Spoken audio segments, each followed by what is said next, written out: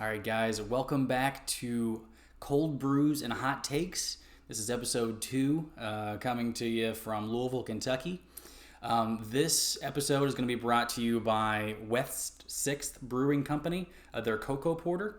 They're actually based out of Lexington, Kentucky. So if you know where Louisville is, the big city in the state of Kentucky, the Bluegrass State, you go about an hour east of Louisville and you'll run into the heart of downtown Lexington, and that's where West 6th is located.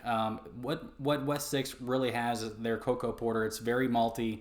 You definitely taste the sweetness of the chocolate. It's definitely a heavier beer, but it's really good for a nightcap, for a dessert. It's definitely a dessert beer, not a shower beer. Again, not some punch punch you in the face heaviness to it either. It's kind of mellow, but definitely worth a try. If you're in the Bluegrass State, go see the brewery. I'm sure it's beautiful. I haven't visited yet. It's on my to-do list.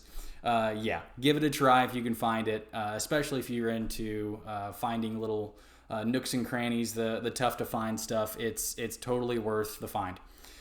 So this episode 2, we're going to be going over a little bit of what I touched on in the previous episode in finances, right? So not even relating it to romance in any way for either sex. We're talking more about how this sets you up for a future that's going to be obviously easier for you, and it's going to set you up for all kinds of success, whether that's in romance or other kind of planning of your future. So really the first thing when it comes down to what I do in creating a budget and in understanding my finances is really breaking it down into 2 parts. Understanding your inflows, what I call income, right? It's going to be things that add to your bank account, right? And then there's going to be outflows, things that come out of your bank account, like what I'm going to call expenses, right? And what we're going to try to do to create this budget and understanding financials for the personal level, right? We're going to split this into income and expenses, inflows and outflows in a certain time period. We're going to try to break it down into a time period so that's easier to plan, not just how much, but when. So in the income portion, right, drawing money into your bank account, or if you prefer cash, dollars in hand, dollars hitting your hand, right? So what you normally see there, the biggest items are probably from your job, right? Or if you have an inheritance coming your way, if you have an annuity set up that you're receiving, if you have dividends that you're receiving, if you have anything that you've sold recently, dollars that are coming in from any kind of service that you provided or item that you sold, that's going to be income, right? Once you have those lined out, I want you to try to break those down by increments as small as a month if you can. If you want to get even more granular, I would go to a week. Really hard to do in week-to-week terms when you're talking about long-term planning. But I think if you can get things to at least between 4 weeks and a month, that kind of time period, it'll really help you out in budgeting for, okay, this is what I can draw in a certain amount of time. This is what I can safely pull out, right? So now let's talk about the expenses, the outflows of the cash that you're bringing in, right? So hopefully top of the list is going to be for the early 20s, probably going to be student loan debt, right? Probably going to be car payment if you had to buy a new car to go to college. It's probably rent if you're fresh out of college, right? You probably had to pay your room and board. You're probably paying rent now. So those 3 are probably going to be your biggest. For those just a bit older, late 20s, early 30s, it's going to be the mortgage payment, right? The new car lease or the new car purchase that you just had. Anything like that. The really big dollar amounts, those are going to be outflows. Mortgage, leasing cars, buying cars, or of course the rent, right? Hopefully those are the biggest ones coming your way. Heaven forbid you actually have medical expenses that trump them. Unfortunately, I really don't know how better to navigate an expense that large if you're unfortunately uncovered from COVID taking away your job and also your health insurance. But for the sake of this argument, we're going to say that you were the lucky ones. You actually made it through the COVID epidemic. You didn't have any pre-existing conditions that would mount up these kind of bills and then outlaying that kind of cash. But let's just say any kind of loan, right? I'm sure you had to take out a loan to pay for these medical expenses. Any kind of loan is probably going to be the top of your list. After that, we're probably going to go for your must-haves, right? And when I say must-haves, I mean things that we in a first world need in order to live comfortably. And I'm not talking about Starbucks runs, right? I'm not talking about that. I'm talking about gas for your heating bill. We're talking about electricity for your AC bill, right? We're talking about being able to communicate with a cell phone bill, more than likely, right? That's bordering on a necessity these days in first world countries, and that's probably how you're viewing this video. So I can't really doubt you for actually buying and maintaining a cell phone and cell phone service. So totally understandable.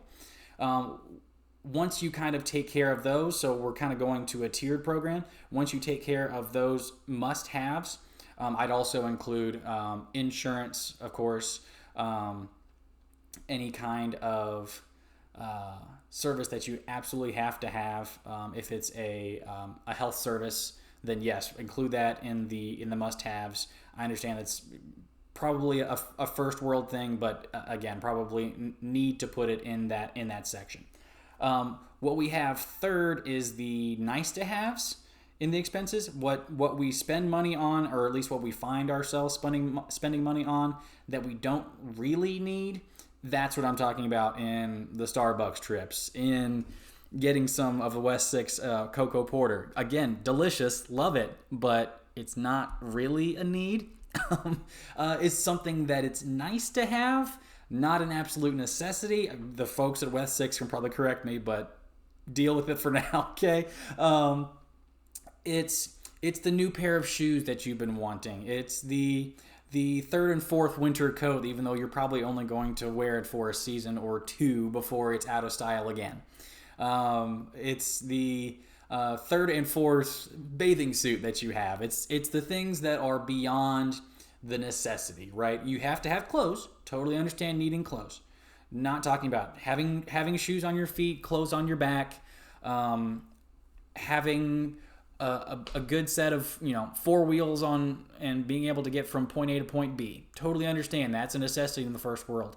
Having excess of that, having more than what is absolutely necessary is what we're calling the nice to haves. Especially if you're a sucker like me for more name brand goods. So not just having a laptop, but having a MacBook Pro or MacBook Air, sorry. If you have a television set and you say, oh, I only want the 80-inch screen from Samsung, the newest one that came out that has the 8K capabilities. Is it a need to have? No, obviously not a need to have. Is it nice to have? Of course it is. If you can't afford it, again, it's going to be what are you okay with in that nice to have section that you could offset with what we went over earlier in the income section, right?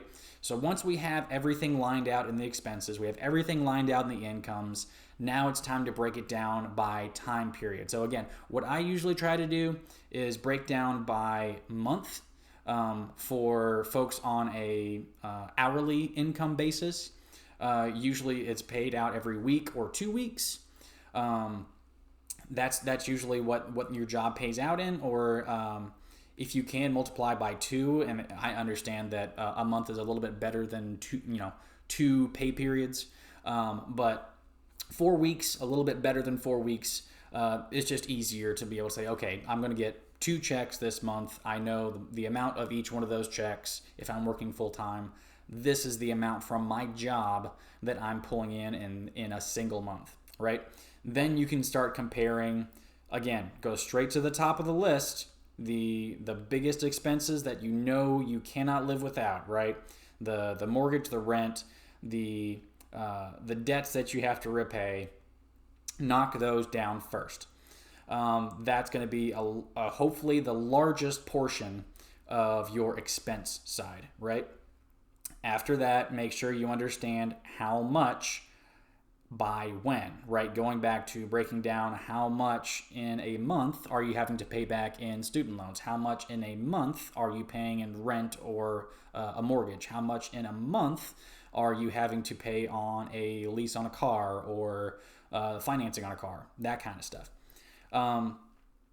After that, hopefully you have also a good chunk of your income still remaining to take care of steps 2 and 3, right? The first world have to haves and the nice to haves. If you can't take care of the first world must haves with the remaining amount of your income, then you might need to readjust. And this is worst case scenario, right? You may need to readjust either how much you make in getting a second job, getting passive income streams going, getting some kind of additional help in a reliable income source to offset the top 2 portions for basic first world living cost, right? Just what it takes to get by, right? If you don't have that, then you're going to keep seeing what you're lending go up, and you will never see it go down until you have more income to offset it. So hopefully, again, after step 1, the absolute must-haves. Step 2, you still have some left after the first world must-haves. Let's go down to where the budget cuts typically happen, right? If you can't reorganize anything in the first worlds, like better interest rates, downsizing to a smaller home or apartment, right? Trading in that brand new car that you got for a used car that you're going to have a smaller or no payment on every time period, right? Every month. That's going to be easy things financially in the budget process to be able to swallow and say, okay, I can get by with this. I can comfortably live with this. It's probably not going to be a very exciting choice to make, because you're saying, hey, instead of the brand new BMW that I'm leasing for 5 years, I probably need to back myself out of it and see if I can do either sublease, back out, sell it, do something with that car, the more expensive BMW, right? And see if I can put myself in, a Honda Civic, a Kia Soul or something like that I can actually afford and not have to worry about payments, because heaven forbid a maintenance issue happens. That's an absolute disaster, right? Then the absolute must-haves become even bigger. All of a sudden, become even bigger. So once we have steps 1 and 2 down for the expenses side, we still have a little bit of income left. Let's go down to the nice-to-haves. Quickest thing that I did to retain some of the income and still not starve myself, right? I still like to eat. I'm not growing up anymore. I'm more growing out these days, but trying to do it the right way. I'm trying to pack on the muscle instead of the tire around the middle. So what you have to do there is really stick to a grocery budget. So what I got in the habit of doing was going to work and then going to lunch at work with a lot of my work buddies. The problem is those lunches cost about $10 to $15 on the cheap end, and you can probably go up a lot quicker depending on where you are in Louisville. It's a very competitive culinary area, definitely a foodie town.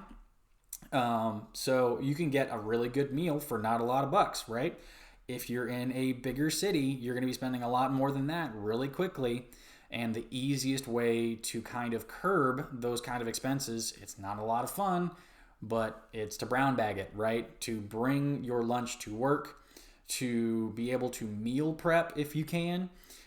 You're going to be able to work on your financial fitness and your physical fitness by understanding, okay, this is how much in dollars that I'm going to be packing in my lunch. And this is also how much in calories that equates to in a lunch. And you're not surprised by menu prices whenever you go out to lunch, right? You know exactly what you're doing there. What I found is that my lunches typically cost half to a third of what the going out to eat with the buddies cost was. And I wasn't a terribly big eater. My portions didn't change. What did change is the amount of calories going inside. It was clean calories, right? If you're paying attention to macronutrients, it was a lot healthier. It really helped your waistline, and that's not with any exercise routine. I mean, that is the no-brainer that a lot of folks are missing in the working world.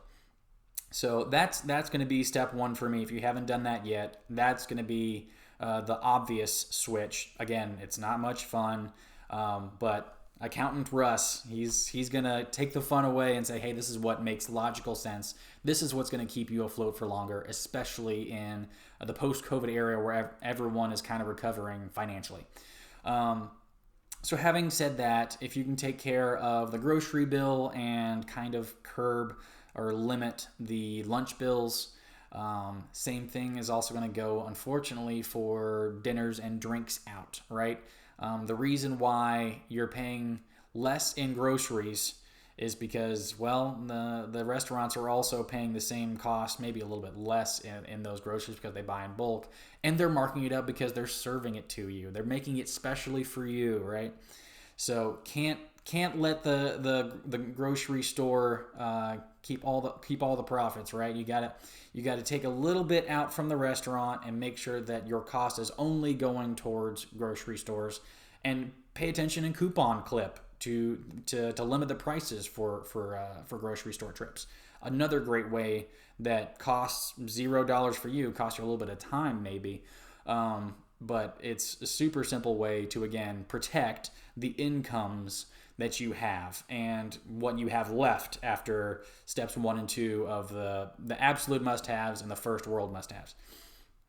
Once you have the food knocked out, right, then it's time to address some of the bad spending habits that you have. If you're a frequent on Amazon, unless you're doing some drop shipping, so you can probably do some research on drop shipping on the income side, then you're probably spending a lot of money on your expense side for knickknacks, for clothes, for shoes, for gifts, for decorations, for crafty stuff. Unless you're turning some of what you're buying into an income source, I gotta say it, guys, you have to limit the buying. It needs to be cut back, if not cut off, especially if you're already in trouble getting through stages 1 and 2 on the expense side, right? If you just can't make it to the bottom of the month and you say, man, I'm out of money again, I completely exhausted all of my income dollars, I'm now back to zero because of, more than likely, you're probably taking a little bit too much out for the knick-knacky Amazon kind of purchases. So if you can take care of food bills, if you can take care of the purchases that are kind of jerk reaction to, oh, I want it, so I'm going to buy it, it's on sale, that kind of reaction, that's going to really help you out too. Hopefully, after you get through steps 1, 2, and 3, if you can help knock down and curb some of what I went over, hopefully you'll see at the end of a month you're gonna have a larger sum left over. Now, what you do with that sum, my personal advice, can't tell you what to do. What I would do is build up what I call an emergency fund. So for folks that unfortunately lost their source of income in a job, they probably felt this the hardest, right? They didn't have a savings to draw from because they were probably already spending their limits and getting down to zero, or going into credit card debt, right? Even further down, more than what their income allowed, just to live their daily lives, live their normal lives, right? What a emergency fund is, in my case, is going to be basically, oh geez, sorry about that. It's basically a 3 to 6 month fund where you're saying, okay, this is the amount I need to take care of at least the bare minimum stuff, right? You can go a little bit and survive on the non-first world stuff, right? You can cut cable, you can try to take care of some subscriptions that you probably need to get rid of. You can cut back on your driving. You can cut back on electric and gas usage. There's different strategies in doing that. So if you actually get through that and have eliminated all of your first world needs, right? So if you're not able to accumulate savings to that point, you're not going to be able to build up that emergency fund. If you get to that emergency fund state, right, where you have some left over at the end of the month, I would say 3 to 6 months of at least the top tier, if not the top 2 of the 3 tiers. That's going to keep you safe. That's also going to establish a habit as you go month to month to month in building that little leftover at the bottom, right? In month to month to month to month, that is going to accumulate in your bank account. Your bank account's also very, very smallly add interest to that saved amount. It's like the same thing that a credit card company or a loan would charge you for using their money all of a sudden. And the bank, in this case, if you're depositing dollars into that bank account, you are getting the interest, that income. It's, again, very small. I wouldn't call it necessarily a huge portion of your income. It probably never will be. But it is additional monies to you that you are being rewarded for keeping some dollars of your income in the bank account. As you accumulate that 3 to 6 month savings, that emergency fund, if you feel like you've reached that point, then I would say you can get a little bit more experimental to what you want to spend your dollars on. You can go to investing in a 401k plan. You can go to an ETF. You can go to a dividend stock if it's fairly stable. Something that's going to hopefully increase in value over time. Unfortunately, it does lock up those dollars for a certain amount of time until you decide to sell that piece, that item, that asset, if you will. Unfortunately, it's going to tie up some of those dollars that is hopefully not included in your emergency fund, right? But that will allow you in future days to be able to say, oh, this is an opportunity. I want to invest in a new car. I want to invest in my child's education. I want to invest in a rental property of my own so I can then get some of the interest from rent, right? That rent, I'm going to rent out another building to someone else who's going to pay me. That is the ultimate plan when it comes to eliminating some of those expenses, is to eventually get to a point where debts are completely gone away. So paying down those debts probably needs to be at the top of your priority list for things you need to invest in. Things you need to invest in your post-emergency fund amounts. That's going to probably be the best case scenario. If you have all of those lined out, I really think that those baby steps can get you into a very prosperous future. It's going to set you up for a very disciplined financial tool set. You can build incomes outside of your normal 9 to 5 or whatever normal dollars you bring in on a work basis. You can start to plan to retire early.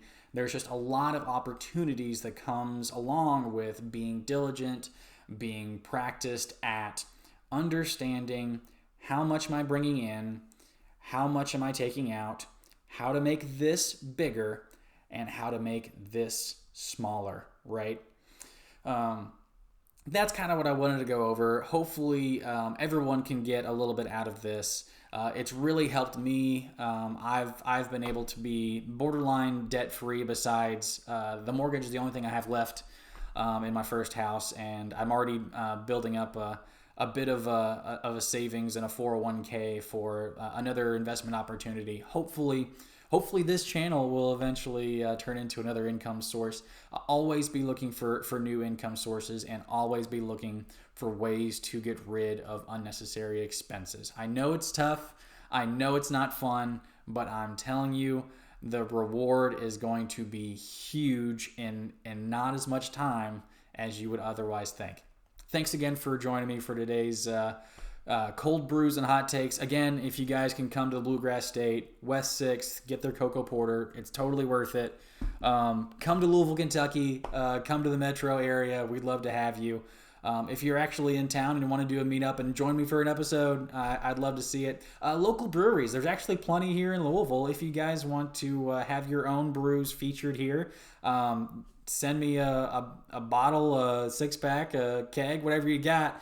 I'll give it a try. I'll show the label. I'll give you a nice review of what I think, because I'm gonna try it. Yeah, I think that would be a nice thing to kind of get a community of folks here in Louisville to broaden the spectrum and try new things. That's always important, to broaden your horizons. And for folks that are reaching out from outside of the Bluegrass area, thank you so much for watching. Hopefully I'll catch you guys again sometime soon. Take care.